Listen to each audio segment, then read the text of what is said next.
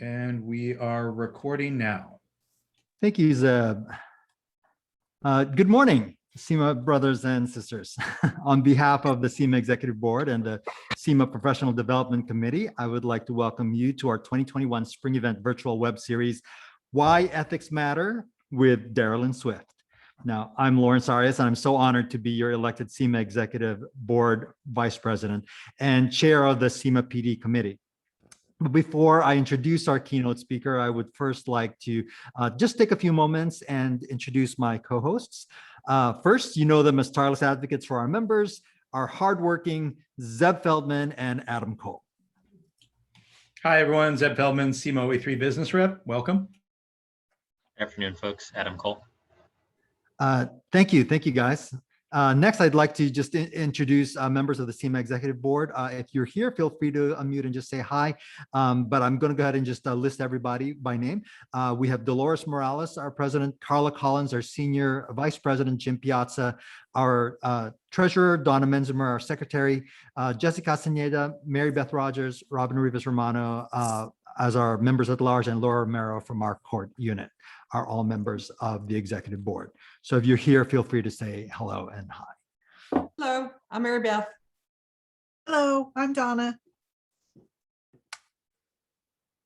Great, thank you. Next, I'd like to introduce members of the Sema Professional Development Committee, which already includes myself as chair, Dolores, Donna, and Robin as well, but also the following members, Teresa Chagoya, Sandy Monsees, and Vihar Patel. So if any of you are here, feel free to go ahead and unmute and say hi.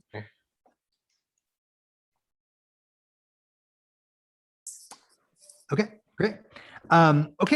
If you haven't already done so for this session, kindly please make sure to log in with your full name so that we can respond promptly to you.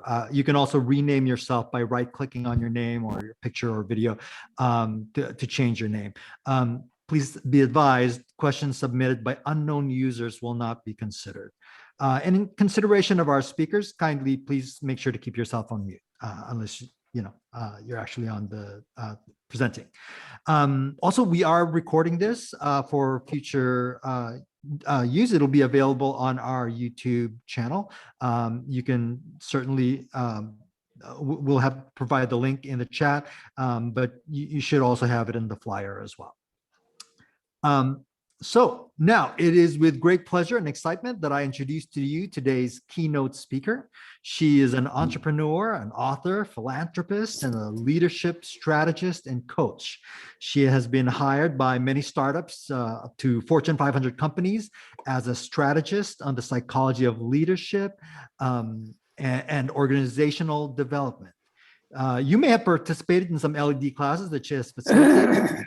And we are very happy to bring her to you today. So, ladies and gentlemen, Darrylyn Swift. Thank you, Lawrence. That was really kind of you. I appreciate that. If you could do me a favor and just enable me to share my screen. And am I able to share my screen at this point? Let me make sure you can. Yes, okay. You should be able to. Okay, let's share my screen. And then we'll go from there. And you guys let me know when you actually see it so that I know that we are ready to go. We can see it. All right. Well, thank you for having me here. And I really appreciate the introduction. But before we get started, I need 2 volunteers. So whoever wants to volunteer, turn yourself off mute. I need 2 volunteers, and I'll tell you what you'll be doing after you volunteer. So who are my 2 brave people? I'm waiting. I'll volunteer. Okay, thank you. Donna? One more. All right, I'm the other guinea pig, I guess. I love it. I love it. I love it. Welcome, welcome, welcome to you're facilitating with me. Here's what you're going to do. The first person that volunteered, I need you to be my timekeeper for today. If you've ever been in a workshop with me, you know I will keep going and going, and then it'll be 5 o'clock and we'll still be here.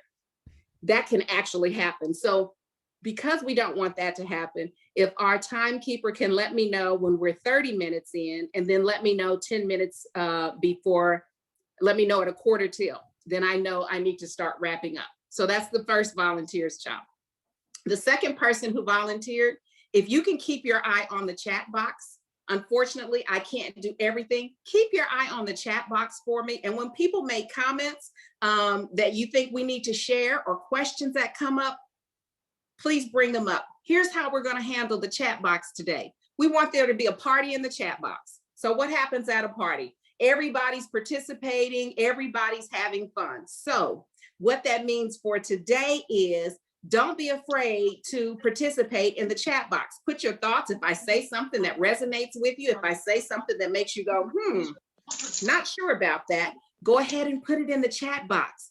And we're going to address those as we can. There will be a lot of times that I'll ask a question and I'll say, put your response in the chat box. And then our volunteer for the chat box is going to help share that information with us. That way we can all really participate in for today. Is that fine with everyone? All right.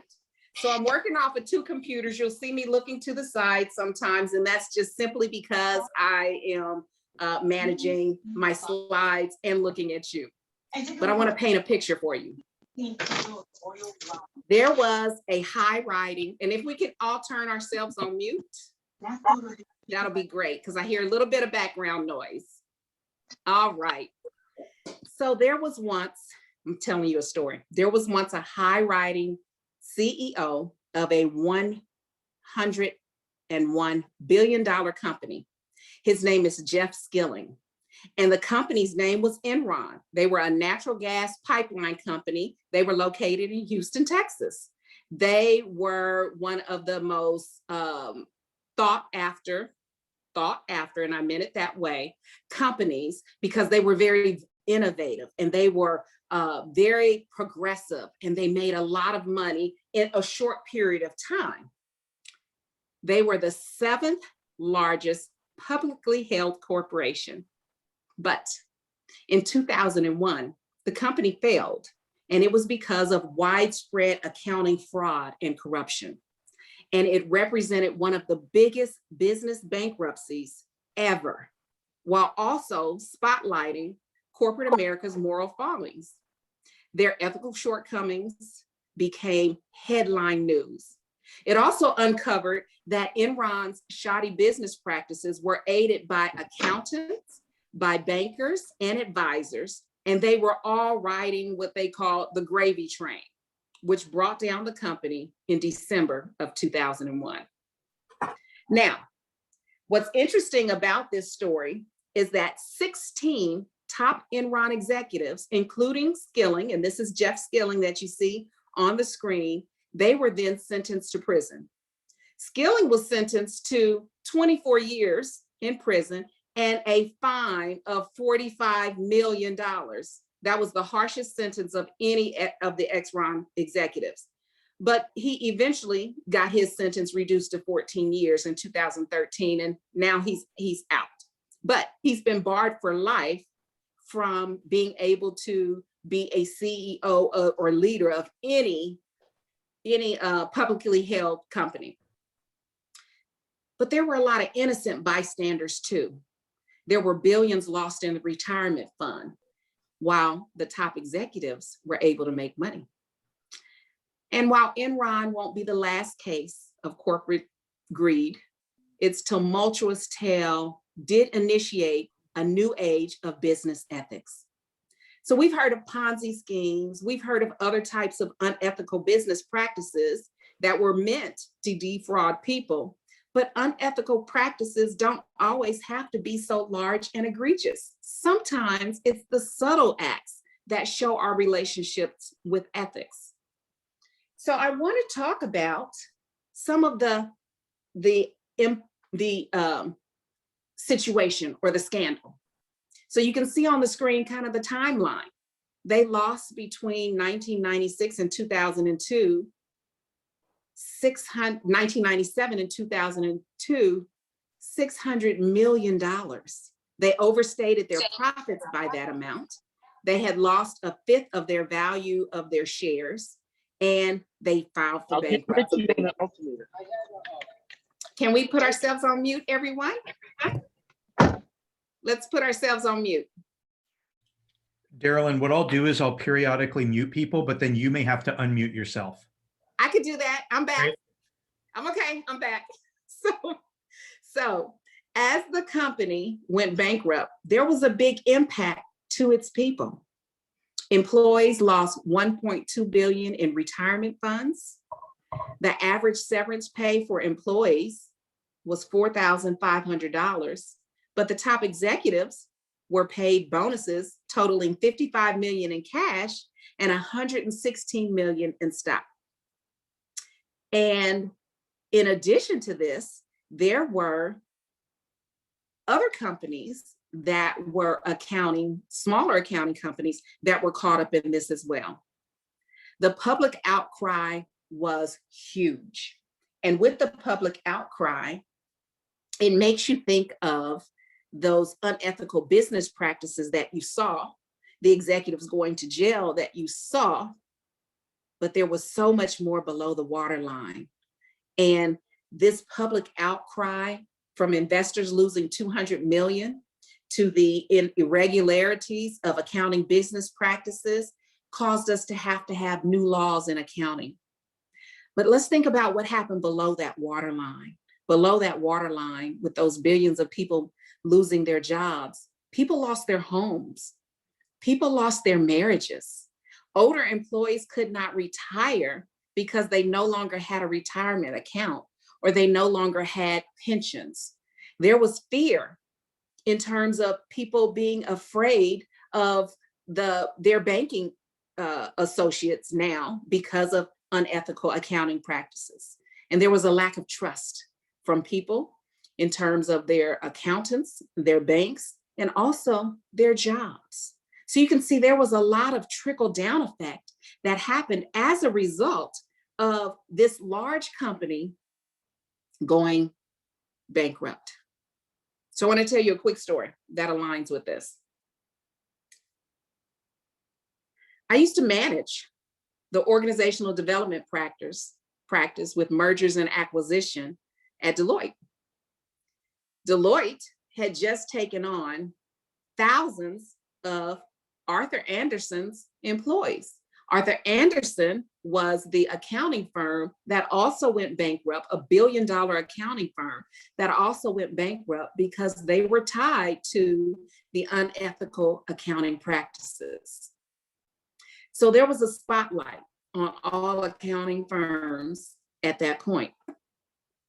If you've ever heard the stories about the SEC swooping in and confiscating laptops and people's BlackBerries, and some of you might not know what a BlackBerry is, but it was our cell phone for business at that time. Yes, we used BlackBerries back then, even though we didn't use iPhones for business, but they did come in to different organizations and they investigated a lot of people, including me. And I can't count. I'm not an accountant, but because I worked for an accounting agency and I worked in a mergers and acquisition situation, my laptop was confiscated. My phone was confiscated. I was personally called into the managing director's office, which, since I was such a stellar employee, which I think I am, then I wasn't afraid to go. I didn't question it. But when I got in there, someone from the SEC was in there to investigate my team, the mergers and acquisition team, to see if we had possible evidence of fraud for a new law learning. And unfortunately, one of our directors made a misstep on a new law that he was learning, and it became personal for him and he lost his job. This is the trickle effect of people being unethical in a business situation. So not only did it impact people trusting the organization, but it impacted people trusting people individually. And that's why our ethics are so important. Now, I want to provide to you an alternate introduction to what Lauren shared. This is the young me. I know I look very sweet and innocent. I tried to look sweet and innocent. Now, what's interesting is during this time, I probably wasn't as innocent as I would want you to believe. So let me tell you a little bit about me. Yes, I was a managing director, senior manager, managing director for my department at Deloitte, one of the largest services firms in the world. But what Lawrence didn't tell you, because I didn't share this with him, was that I also was responsible on the team that helped to develop the National Diversity, Equity, and Inclusion and the National Ethics Compliance training courses that Deloitte still uses today, something I'm very proud of. But if they knew me at my 16-year-old self, I probably would have never been on the ethics team. I want to provide you with that alternate introduction. At 16, I cursed out my English teacher after I hit his car in our school parking lot. I told him that he shouldn't have parked the car at the angle that he did. I did. At 16, I stole a pair of shoes from Walmart on a dare. Now, I got caught the next day because I was trying to take the shoes back. I knew it wasn't right. Something in my conscience just didn't work well with me. And I knew it wasn't right. And I tried to take them back and I got caught. At 16, when my mom went out of town, I took a joyride in her car that she told me not to drive. And I ran it up over a curb and it got stuck on the curb. And I had to call my then 17-year-old brother to come get me unstuck. So he came with his two friends and it took us a long time to get it unstuck. Now, we're in our 60s now, but let me tell you, my brother still reminds me of that. And at 18, I cheated on my college statistics test because I had always been an A student and I did not want to get an F. And I knew I would because I didn't understand statistics and I still don't today. So get ready to go into the chat box.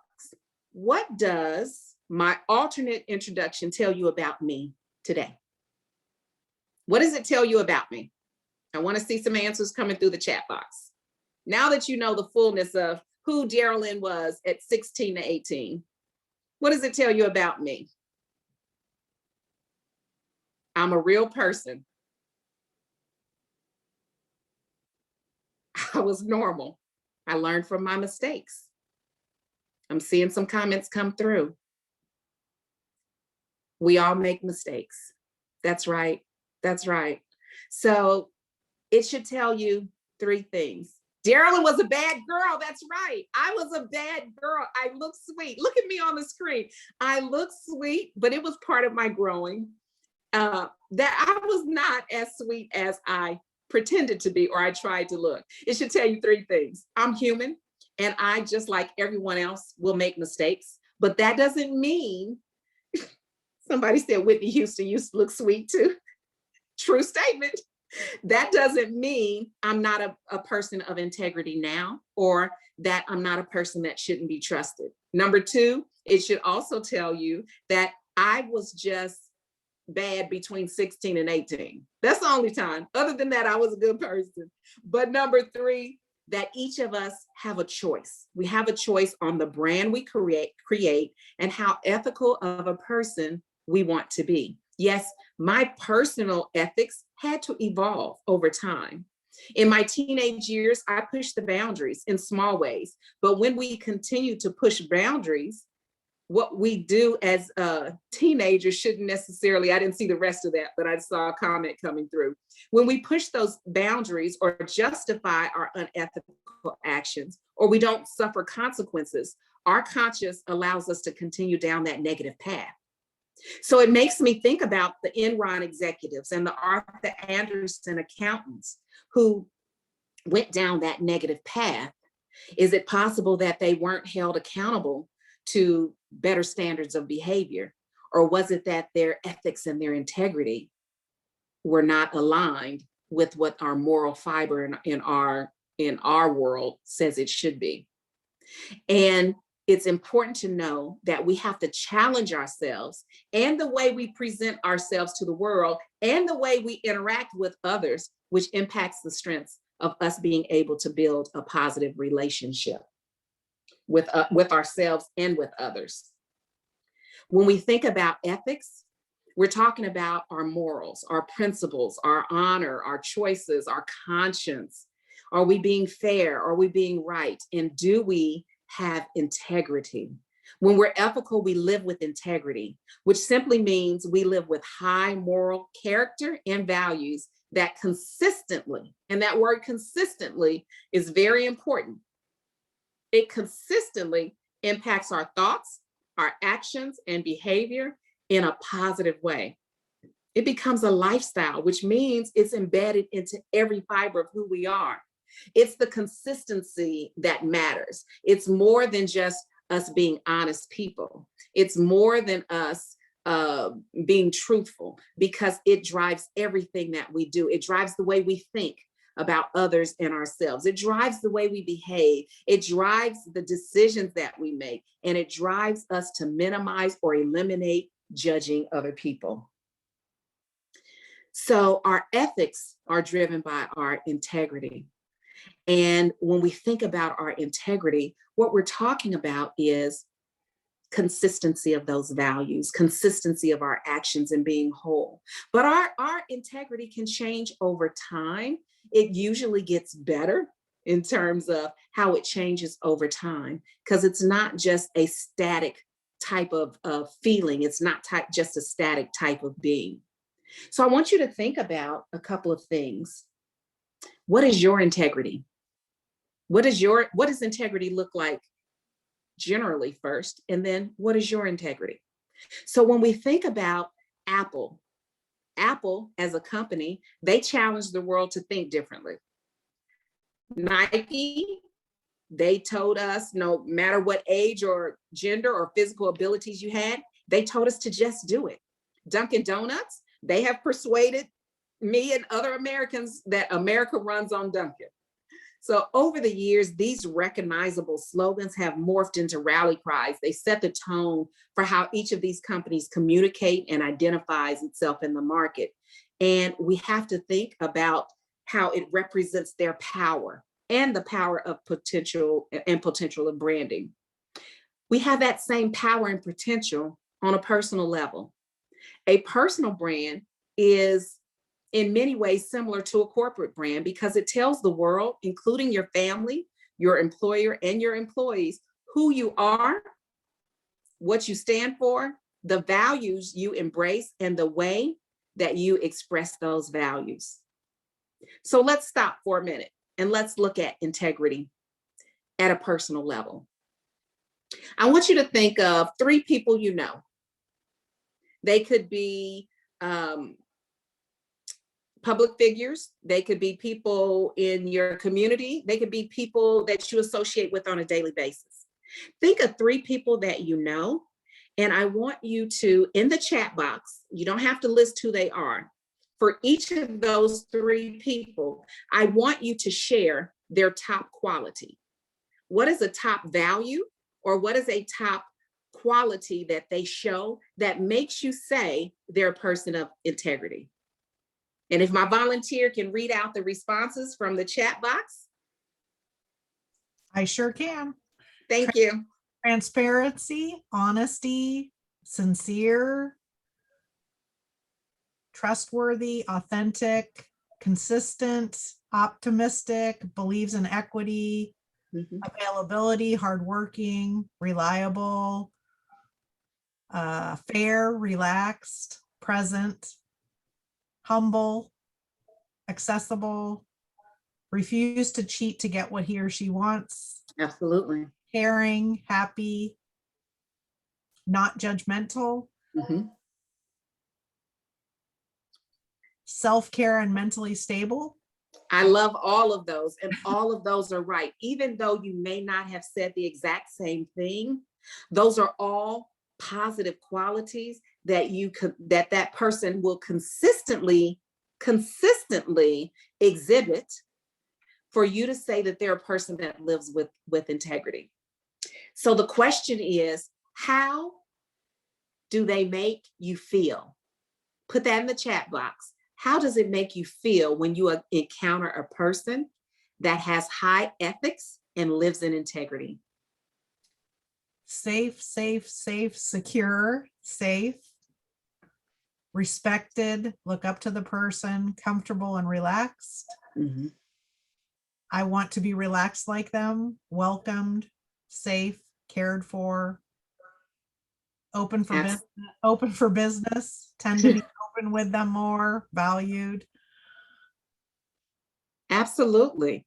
So let's think about that when we go back to the example of the Enron and the Arthur Andersen executives. Do you think that their employees before October 2001 possibly felt safe?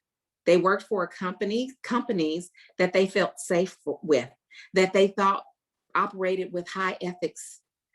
They eventually realized that they didn't.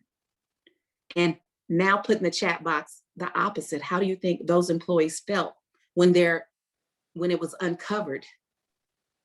Betrayed.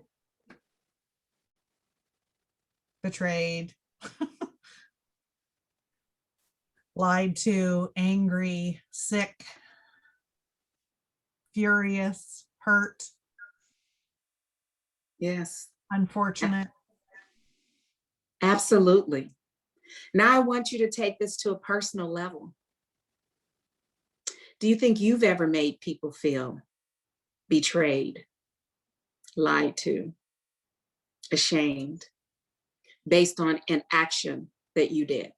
Now, since none of us are perfect, the answer, if we're honest with ourselves, is probably yes. It's probably yes. But the consistency of those actions matters.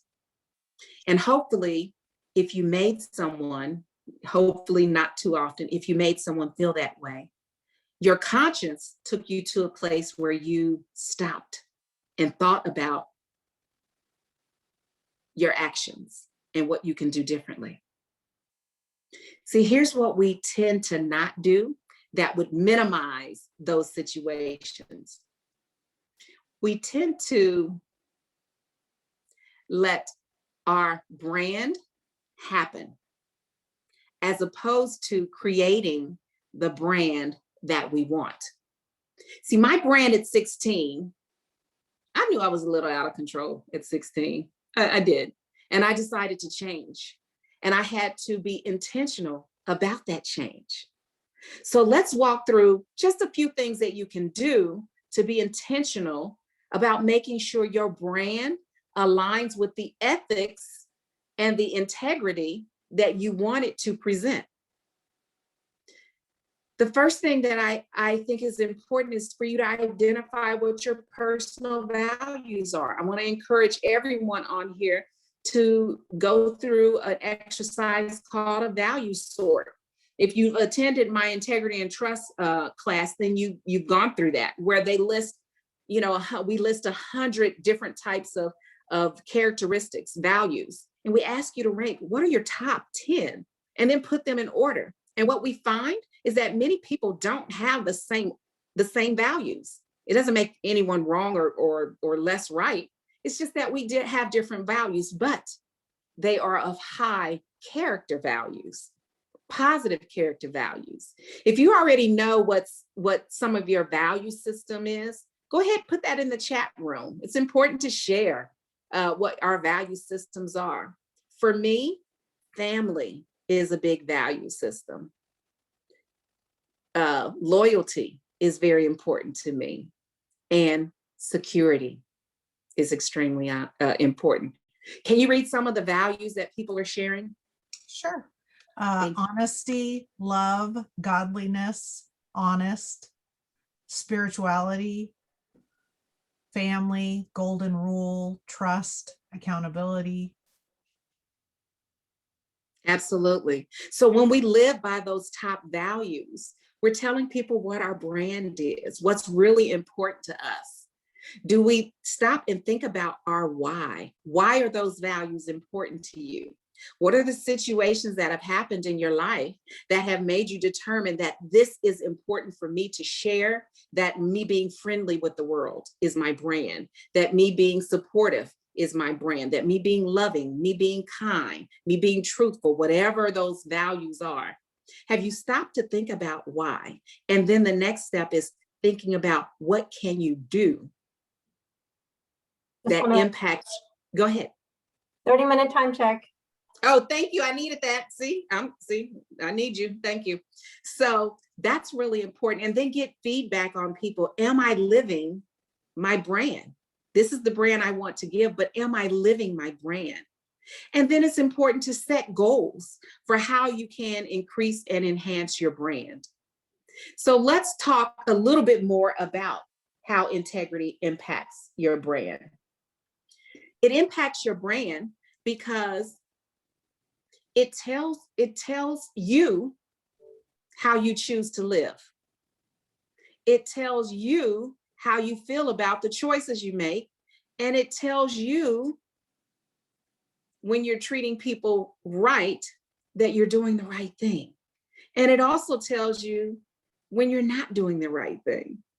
But externally, how you present yourself to the world, how you make decisions, how you speak to people, the way you judge people, that tells people what your brand is. So the question is, do they match?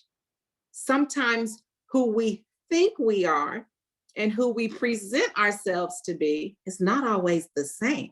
I'll give you a quick example of me, not my 16-year-old self, but my 60-year-old self. This happened just a couple of months ago. I was stressed because my brother was getting married and the wedding coordinator wasn't doing what I said she should have done. So I became probably, according to my brother, a little more aggressive than I should have been to make sure everything was right. In my mind, I'm just taking care of business. But my external brand said something different.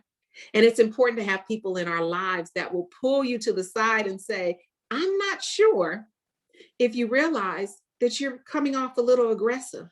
And of course, I did the defense of who, me? Not me. He said, yeah, you. And I had to be able to be honest with myself and check myself and adjust, make amends, apologize, and adjust. Do you have people in your life that will pull you to the side and give you that feedback? And are you willing to give others feedback when you know that their actions don't match with their brand? That's an important part of it, is for us to have a circle of friends and family and coworkers should be able to give feedback too, that will give you that feedback. When we talk about integrity, there's 4 areas that are really important to focus on. There are many more, but these are the 4 that I think are important. The choices and decisions we make, the habits we create, whether we keep agreements, and then the way we accept people. Let's go to keeping agreements. Keeping agreements can be hard. Sometimes it's because we overcommit. Put in the chat box, why do you think sometimes we overcommit or have problems keeping agreements? A couple of ways, while you're putting that in, I'll go through 4 ways that you can be a little more intentional. Yes, you want to please everyone, and we can't please everyone. So we have to learn to make fewer agreements. And we do this by saying no. It is okay to say no. Sometimes in order to be a good team member or to be a good friend or to be a good parent, we want to say yes. Yes, I can help you. Yes, I can do this. Yes, I can do that. You have 24 hours in a day and you can't do everything or be everything to everyone. So then what happens is when we say yes too many times, we tend to not get everything done, or we tend to not be able to fully commit and deliver stellar product. So we don't look as positive or as favorable as we think we will be if we just say yes and do whatever we can. So it's okay to say no. I have a lot on my plate and I'm not able to help you at this time. Or to say yes with some conditions and renegotiate the commitments. I can't remember the name of the book, but I read a book 20 years ago that was about the power of renegotiating our commitments. And it was about saying yes and it looks something like this. Darrylyn, can you help me with my report that's due today at 5? I'm a little backed up and I'm not going to be able to deliver it on time, and I really need your help. Let's say my manager said that to me. I could say, yes, I can help. However, I have priority 1, 2, 3, and 4 that are on my plate that are due today as well. Would you like to shift some of these priorities so that I can help you with your project? So you end up having them help you renegotiate what your commitments are or your priorities are. So yes, I can help if these conditions apply. And that's sometimes easier for people when they cannot say no. But to just take on all of the questions and the ask for help that people bring your way is unreasonable. And so we have to give ourselves grace. We have to give ourselves grace and realize we can't handle everything and do what is within our powers to do well. Another thing is to look at the decisions that we make. When we make decisions, we actually are using our value system. And people don't realize that our value systems come into play when we're making decisions. So when we make decisions, we go through a filter. We have to ask ourselves, do I have the capacity to make the decision?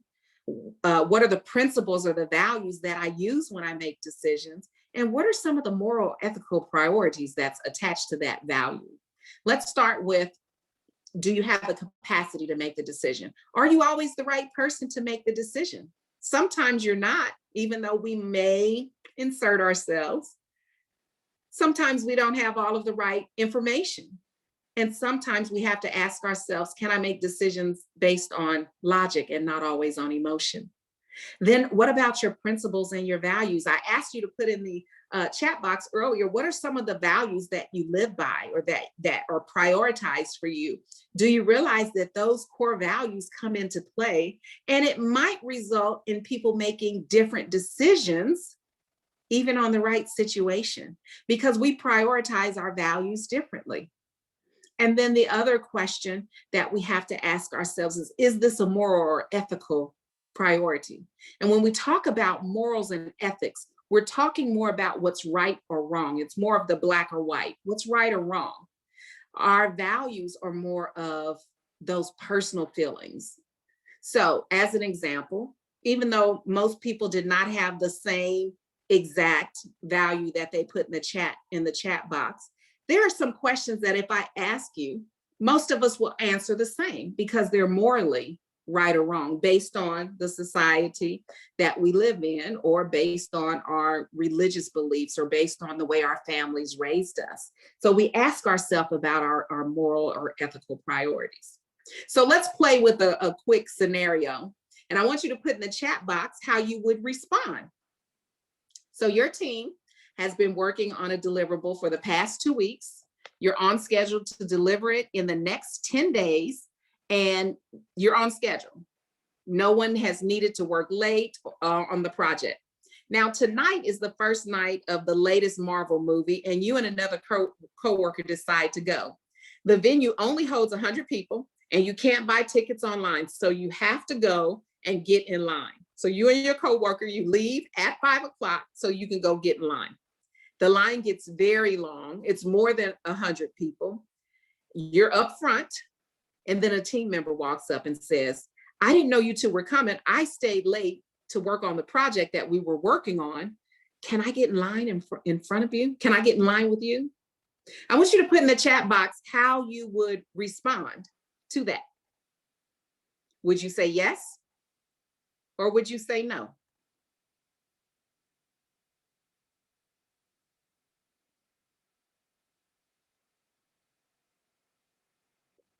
I see a yes, I see a no, I see a take my spot. Yes. No. Yes. Yes. I'll give my spot. You can have my spot. You all are nice, because let me tell you, if it's a Marvel movie and I've been waiting for an hour to stand in line, I'm not sure. I'd ask the people around me. All right. Now answer this. Which one of those answers was the right answer? Someone said, I'm not fond of movies, I'm not going. Which one of those answers is the right answer? Which one is morally right? Which one is ethically right?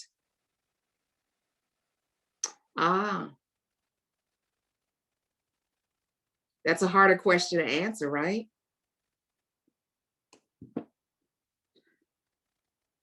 So some say the ethical one is to say no. Some say to take my spot.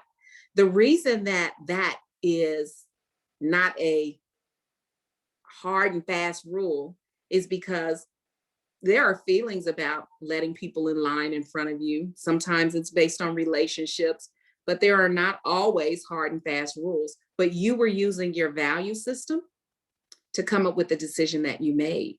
And that's why some people come up with one decision and others come up with a different one. This was an easy, simple one, but I want you to now think about at work. At work, this happens the same. People come up with different decisions based on their value systems. And it's not always my way is right and your way is not. Sometimes we have to dig a little deeper and ask about the why. Why did you come up with that decision? The other component is to accept and be gracious with people and have gratitude toward them. We have different types of personality styles in the way we work. Some people are more creative. Some people are more collaborative. Some people like rigid control, and some people like to meet objectives. We need everyone on our team, but this can cause conflict. And then we turn to judgment when people don't operate the way that we do. And when we do that, what we're saying is my way of operating is the right way. You're being judgmental and you're not allowing people to be who they are. So me, I'm creative and I work with a team of people who are either planners who meet objectives, or they're rigid. I call them rigid because I'm innovative, so don't take offense to that. But they like to comply with rules and regulations. I'm typically not a rule or regulation type person. However, I have to learn how to operate within their style, and they have to learn how to operate within mine, as opposed to saying, this is the way it should be done. See, when we're working within our ethical framework and we're living with integrity, that also includes allowing people to be who they are, allowing people to bring their ideologies and their personalities and their styles to work. Are you able to do that? And the fourth component is developing positive habits. By one way I'll share is eliminating judgments. So let me tell you a quick story. I used to live in Dublin, California, and I would take the train, the BART. I would take the BART from Dublin all the way into San Francisco. Every morning I'd get there and I had the spot I like to sit in, and I would relax and sometimes fall asleep until I got to my station. This particular day, I had to take my car into the shop. And some of you have heard this story because you've been to my class, but I had to take my car into the shop. I took the car into the shop and my service advisor wasn't there. He wasn't on time. Now I'm looking at my clock because I always run late. I do. I looked at my clock and I'm asking other service advisors, like, where is my guy? They were like, Miss Swift, he's not here yet. He'll be here soon. Can you just wait? Okay, I'll sit down and wait patiently. That would last about a minute. And then I come back. Where's my guy? His name was Lance. Where's Lance? I need to get going. Miss Swift, can you please be patient? Well, I'm getting a little anxious because even though I am always not running late, I run on time. I don't like to be late, but I don't want to be early either. So if he didn't come within like the next minute, I was going to miss my train. He didn't come within the next minute. By the time he came and I got to my train, I knew I was going to be late. Can't do anything about it. So what do? I get on the train, I woosah. Do you know what woosah is? If you've seen Bad Boys 2, 1 or 2, woosah is like calm myself down. Whew, okay, I'm not gonna let this mess up my day. And I go and sit all the way to the back so that I'm by myself. And then this woman gets on the train and she's talking on her phone and she has her son with her, and she's loud. She's loud on the train, and I happen to believe that there are rules that maybe I made them up, but there are rules to how you talk in public on your cell phone. So she's walking down the train, down the hall, and she's talking loud. And all I'm thinking is, just don't come sit by me and we'll be fine. Just don't come sit by me and we'll be fine. Do not come sit by me. And guess what she did? She came and sat right next to me. Now, if you're going to sit next to me and talk loud on the train, I'm probably going to listen. So I kind of turned to her and give her this disapproving mama eye, you know, that one, and the smirk on my face. And her son, he's sitting there and he's looking at me and he's just kind of, you know, there. And I start listening. And then she says to whomever she's talking to, I have to get him to daycare. I have to drop him off, get back to the apartment, clean out the apartment, get this stuff to storage, and I still have to be at work this afternoon. But I cannot let him, and then she lifts her son's pants leg and it's filled with bruises. I cannot let him hit my child again. Every time I tell this story, I get a little, not teary-eyed, but emotional, because I was judging her and I didn't know her story. I was judging who she was. I was judging her actions, as opposed to not allowing my personal values, my personal opinions get in the way. Now, I would happen to think that she was probably judged a few times that day. And the sadness of that is not a positive habit that we have. When we live with integrity, we allow people to be who they are within their own values. And that day, her value was getting to safety. So what happens is we always look at what's above the iceberg, what's above the waterline. Not often do we dig deep to look what's below. And that's where those patterns of behaviors, the systems and structures and those mental modes are. I don't know if that was a pattern of behavior for her. I don't know. I didn't know initially that she was getting away in that moment from an abusive relationship. And when she got to work, I'm sure mentally, she was not at a place that she typically would have been at. And people may have judged her for not completing a task or for being late or not being in a good mood. You see, when we look at being judgmental, we're using our values to assume how others should behave. We're being overly critical without knowing the whole story. But instead, we can choose to be more curious. We can choose to be empathetic. We can choose to consider people and their situations. We can choose to lend a hand and to not be rigid in our thoughts. So how does this all come together? It all comes together with being ethical and living with integrity to show that we're trustworthy and that we can build and sustain good relationships. And in doing that, from an organizational standpoint, we have to look at how we respect people. Are we honest? Are we fair? Are we reliable? Do we work well as a team? And do we give the results that we say that we're going to give? And from a personal standpoint, we have to think about being clear with our words or asking for clarity when we don't understand.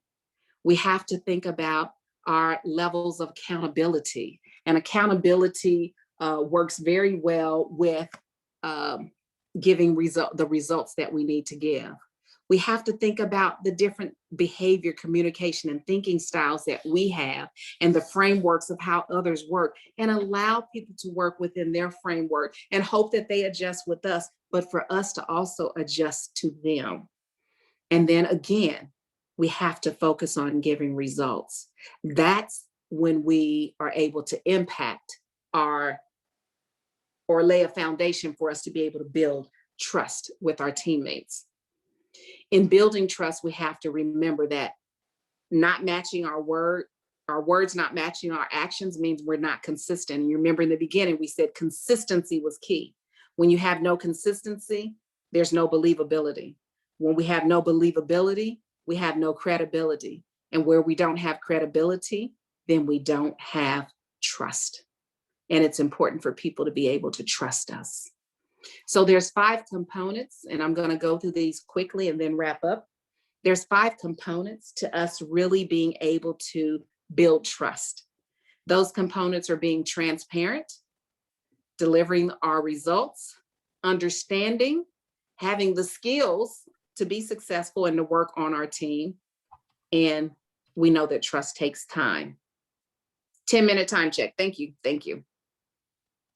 All right. So let's talk about, we're going to go through these in 5 minutes, and then I'll leave it open for 5 minutes in case we have any questions and for Lawrence to wrap up.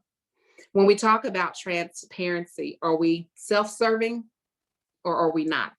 Do we share information because everybody kind of has a right to know unless it's really confidential? Even if it's to our advantage or disadvantage, are we being transparent? Or are we operating off of ego? Do we take credit for other people's work? Do we lack accountability? That was another thing that was lacking with Enron, was accountability. And then they decided to shift blame. Do we blame other people? Another question when it comes to trust is the R, results. Do you walk your talk? Do you deliver what you say you're going to deliver when you say you're going to deliver it? Or do you compromise your character by making excuses, blaming others, by avoiding taking responsibility? Or do you possibly send mixed signals? The U is understanding. Are you able to take the time to know others so you can understand their style of communicating and behaving so that you can work well with them and adjust your style? Do you check your own motives in terms of what you're trying to get accomplished? Do you seek to understand? You hear them say about not listening to respond, but listening to understand. And then do you compromise? Or is it my way or the highway? And then do you show sincerity? You know when people aren't sincere with you, people know when you're not sincere with them as well. With the S, it's skills. Do you have the technical and collaborative skills to get the work done that people are trusting you to get done? And then the T is time. It takes time for us to determine how to build a trusting relationship with people. It takes time for us to learn how to live within, or what integrity keepers and integrity principles are. And it takes time for us to build a foundation where people getting to know us will begin to trust us. The opposite of that is true as well, that in a very short period of time, trust can be lost. So think about the people at Enron. In a day, they had high hopes and high trust. They thought they were working for an ethical company. They thought they were working for ethical people. And within a day, they found out that they weren't. And they lost trust. They lost billions of dollars personally. They lost jobs. They lost homes. They lost families and marriages. And it was all because of unethical practices. It was all because people did not act with integrity. And it was all because people violated others' trust in them. So as I wrap up, I just want to share one last comment. I'm so glad that the 16-year-old me has evolved. I'm so glad that you trusted me enough to come here with you today. I'm glad you didn't know the 16-year-old me, but I'm even more glad that you trusted me enough to come here and have this conversation with you today. Because I personally have worked hard and been intentional about creating my personal brand. And there's areas that I need to work on and will continue to work on. So I'll leave you with this one question, and then I'll turn it over to you, Lawrence. What are you doing to make sure that you are ethical in all that you do? What are you doing, or 3 questions, what are you doing to make sure that you're living a life of integrity? And how are you working to develop and sustain your personal brand? Thank you guys for having me with you today. Thank you so very much, Darrylyn. We are truly so grateful and honored that you are able to join us today and speak about ethics. You know, we've always been so impressed with you as a speaker, as a teacher, as a person. This is a topic that we've been wanting to bring to our members, and we are truly thankful and happy to have you as our keynote speaker. You are such a joy. Thank you. Thank you. Thank you. I enjoy you all. So virtual round of applause, obviously just for you. Thank you also to Sandy Montes for coordinating with Darrylyn to make this event happen. And thank you to the PD committee members and to the Sema executive board. Thank you to our Sema OE3 team, Zeb Feldman, Adam Cole, and of course, Nancy Rocha Ortiz, who I'm sure you're getting her emails. But most of all, thank you to all of you, our Sema members, for attending, for continuing to strive to continue learning and developing and improving professionally. Now, we know you're all busy, so we truly appreciate you spending your precious time with us. Now, we are coming up to 1 o'clock, so I will certainly will not hold you any longer, but thank you again for being here. Just as a reminder that we will be uploading this video and posting it onto our YouTube channel. If you don't know where that is, then please feel free to reach out to us, to Adam, to Zeb, to get that link. And also, again, just feel free to let us know what you thought of the event. Email us if you have any other ideas or if you have any other comments. We'll certainly pass it off along to Darrylyn if you'd like. Otherwise, thank you all so much for being here. We truly do appreciate it. So, Thank you. and thank you, Darrylyn. Take care.